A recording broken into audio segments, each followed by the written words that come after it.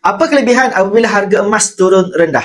Apa yang dikongsikan oleh mentor saya adalah apabila harga emas turun rendah, ini adalah peluang untuk kita tambah aset yang mahal dengan harga diskaun, dengan harga yang lebih murah. Dan satu lagi adalah tuan-puan, ini adalah peluang untuk kita dapatkan harga purata yang lebih rendah. Ada kata tuan-puan bermula simpan emas pada waktu harga emas RM750. Tuan-puan mula pada RM750. Apabila harga emas turun, tuan-puan beli pada harga RM700. Turun lagi jadi RM650 pun tuan-puan beli. Sekarang harga sekitar RM600, tuan-puan beli juga.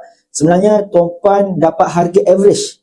Kalau tuan-puan pernah beli harga RM700, sebenarnya harga average tuan-puan sekitar RM600 lebih sahaja tuan-puan. Jadi kita akan dapat harga purata yang lebih rendah. Jadi anda kata tuan-puan dah beli banyak pada waktu harga emas tinggi tuan-puan, waktu inilah tuan-puan beli dengan lebih banyak supaya dapat harga average yang lebih rendah. Jadi sangat penting untuk kita konsisten menyimpan emas dalam apa-apa keadaan sekalipun supaya dapat harga purata yang lebih rendah. Nak saya bantu tuan-puan mula kesimpanan emas bersama dengan Public Gold, boleh rujuk pin video saya akan bantu guide sebaiknya.